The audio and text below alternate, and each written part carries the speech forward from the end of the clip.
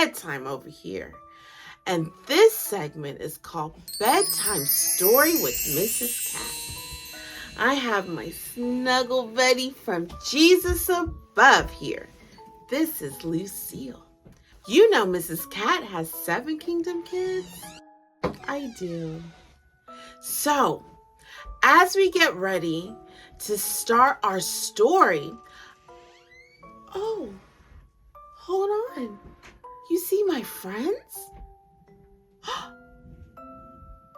What time is it? It's time to choose our snuggle buddy. Oh, I'm so excited. Yes. Lucille chose her snuggle buddy. Look. That's her snuggle buddy. And I'm going to choose one of Lucille's snuggle buddies, Miss Jellybeans.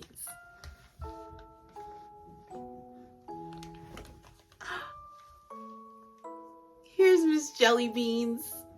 So this is my snuggle buddy. Miss Lucille has her snuggle buddy. Do you have your snuggle buddy? All right. Well, I'm going to give you 10 seconds to go get your snuggle buddy. Ready? 10, 9, 8, 7, 6, 5, 4, 3, 2, 1.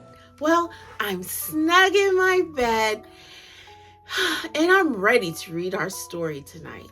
So let's get started. The Berenstain Bears and the Trouble with Grown-Ups by Stan and Jan Berenstain. Grown-ups and cubs get quite a surprise when they see themselves through the other's eyes. Even though it was bright and clear outside the Bears family treehouse, there was a storm brewing inside. For while it would be wrong to say that cubs and grown-ups are natural enemies, it would be fair to say that cubs and grown-ups sometimes don't get along. "Where's the rest of my paper?" thundered an angry Papa Bear, storming into the living room. It didn't take him long to find Brother Bear and the sports section. "I just borrowed it," said Brother. Papa snatched it up and plumped down in his easy chair. Brother wandered into the kitchen looking for sympathy from Mama Bear. "Gee," he said, "what's eating him?" "Your father looks forward to his evening paper," Mama said. "And he has a perfect right to be annoyed when half of it is missing. And furthermore, I thank you not to refer to your father as him." She stomped out of the kitchen. "Why not? He's a him, isn't he? Gosh," said Brother. "What's eating her?" What was eating Mama was Sister Bear. Sister had been on the phone with Lizzie Bruin for almost an hour. "But Mama," she protested when she was told to say goodbye. "Don't but Mama me," said Mama Bear. "This is not your private phone. You've had all day to talk to Lizzie at school, and you'll have all day to talk to her tomorrow. So hang up that phone now." Sister did as she was told. Later at dinner, Brother and Sister got into a little more trouble. "Peas and mashed potatoes again?"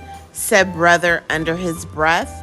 "And what," Papa asked, "is wrong with peas and mashed potatoes?" Brother was about to answer that they'd had them 3 days in a row, but he thought better of it.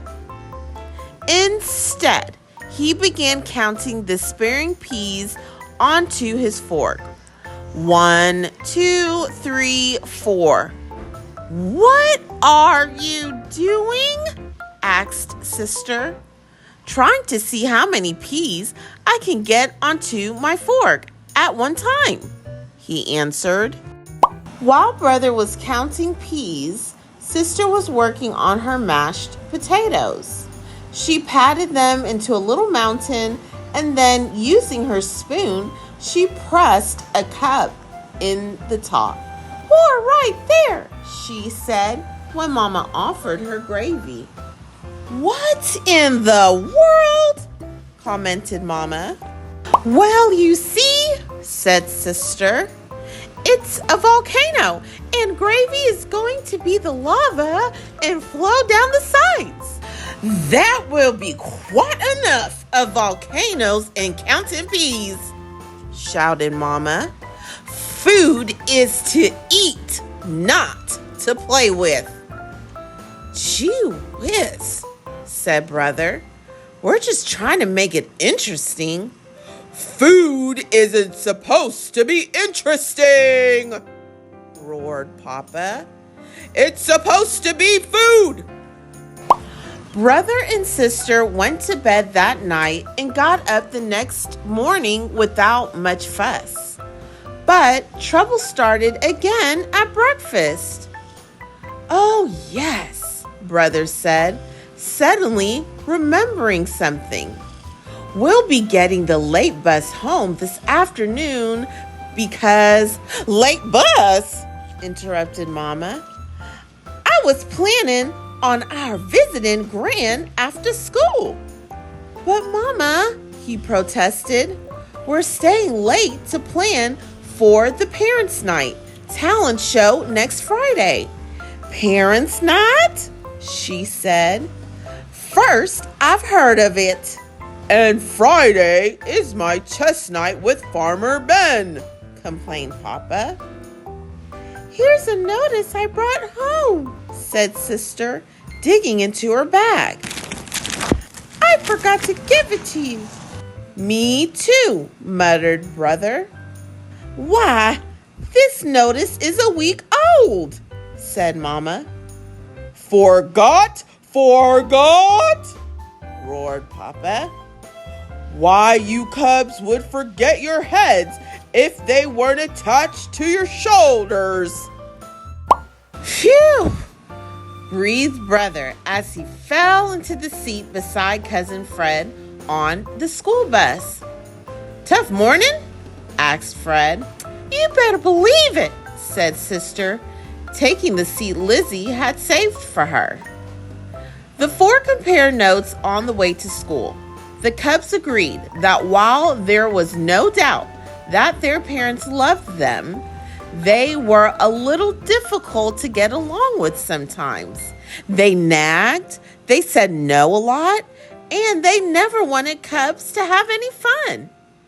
"Hey," said Brother, as they got off the bus, "what are we going to do for Parents' Night talent show?" "Don't know," said Lizzie. "Let's think about it." That afternoon, the auditorium was filled with cubs getting ready for the show. Babs Bruno was playing her violin. Queenie McBear was practicing pirouettes.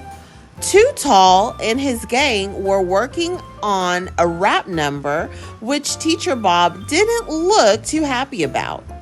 Brother, Sister, Fred, and Lizzie didn't have an idea yet. But as they searched their brains, Brother snapped his fingers and said, "I've got it." "Remember what we were talking about on the bus this morning?" "Sure," said Fred. "We were saying how grown-ups can be a big pain." "Well," said Brother, "let's put on a play about that and call it The Trouble with Grown-Ups," shouted all the others. "Sensational," said Sister as they slapped hands. Delighted with the idea, showing all parents how hard it is being a cub. But putting on a play is easier said than done. You have to write it, figure out who is going to play the parts, then memorize it. Then you have to worry about costumes and scenery. The Cubs did all that.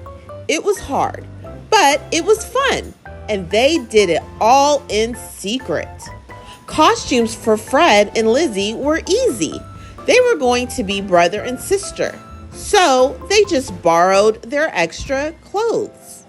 Getting costumes for brother and sister wasn't so simple because they would be playing their own Mama and Papa. They managed by letting Gran in on the secret. She was a wizard on the sewing machine, and she made them great-looking little Mama and Papa costumes. The four practiced their parts, and before they knew it, it was time for the big Parents' Night talent show. There was a lot of talent at the Bear Country School, and all the acts did pretty well. But it was brother, sister, Fred, and Lizzie's play that was the hit of the show. The Trouble with Grown-Ups, a play in 2 acts, written, directed, and performed by Brother Bear, Sister Bear, Cousin Fred, Lizzie Bruin. I'm Papa Bear, and I'm going to relax in my easy chair after a hard day and read my paper. Yipe! Somebody stole my sports page! Help! Murder! Police! Somebody stole my sports page! Here it is, Papa. I didn't steal it. I just borrowed it. It's disgraceful! That's what it is. Cubs have it too easy today. They have everything handed to them.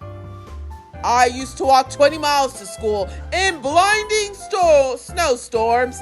But Papa, don't but Papa me. Act 2. Ring, ring. Hello. Hi, Lizzie. Sister Bear, get off that phone. I'm expecting a very important call. Who from? Who from? Who from? How am I supposed to know who from? But Mama, don't but Mama me. The audience of parents laughed and laughed when they saw how they seemed to their cubs. Mama laughed until tears rolled down her cheeks. Papa laughed too, but not as much as Mama. They both thought the play, which was a big surprise to them, was very well done. They admitted that it helped them understand what it was like being a cub. The next morning, Mama and Papa had a bit of a surprise for their cubs. You might even say a shock. Mama, who was a sewing wizard herself, had made a grown-up size pink jumper. Wearing it, she looked like a huge sister bear. She even had a pink bow. Papa, wearing a red pajama top and blue buttons, looked like a gigantic brother bear. The cubs were confused. It's very simple, explained Mama. You helped us understand what it's like being cubs by pretending we're cubs, and your grown-ups were going to show you what it's like being parents. Before brother and sister could say a word, Mama and Papa began acting like cubs. Where's breakfast? I'm hungry, shouted Papa. I hope we're not having that gooey oatmeal again, screamed Mama.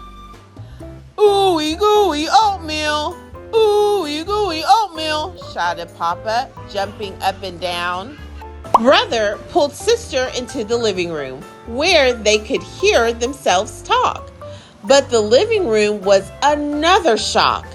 There were things all over the floor, not toys, which they sometimes left lying about, but strange things like the vacuum cleaner, Mama's sewing basket, Papa's chainsaw, and his wrench set.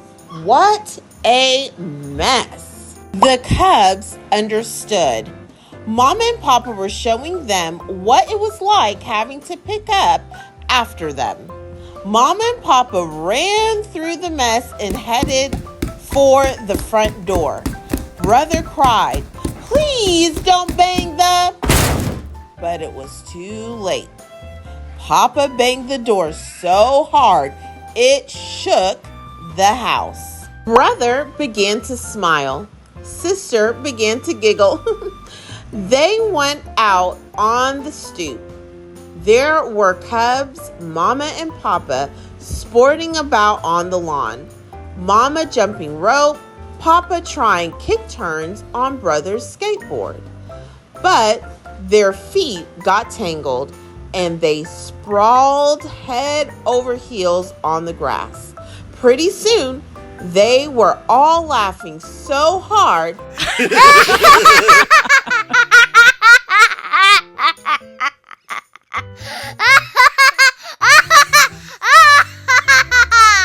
their sides ached. Later, when they were back to being themselves, Papa said, "I have a better idea. How cubs feel now." Mama agreed. Brother and sister admitted they had a better idea how parents feel too. "Boy," said Brother, "you two sure know how to act like cubs."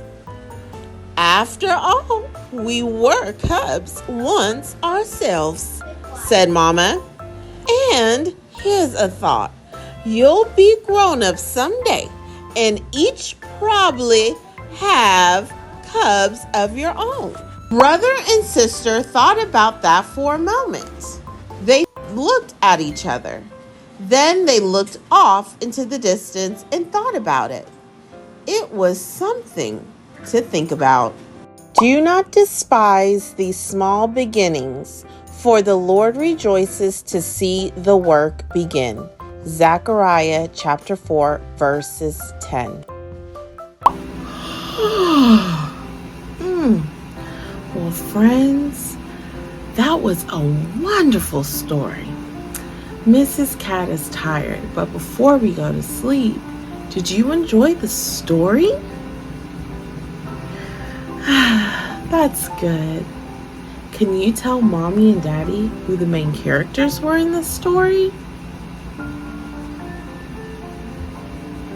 Very good. Did they solve the problem in this story? Good. If they did, what was the solution? What did they agree upon to fix or solve the problem?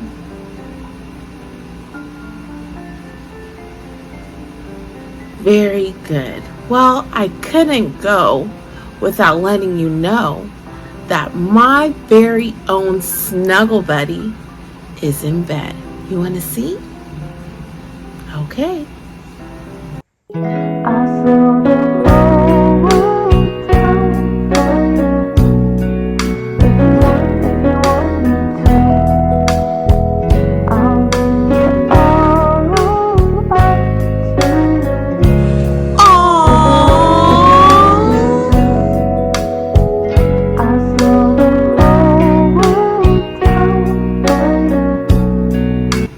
Well, Miss Cat's going to her bed. I'm nice and warm. And I will see you next time at Bedtime Stories with Miss Cat. Okay? Good night. Make sure to like, subscribe, and share. Good night.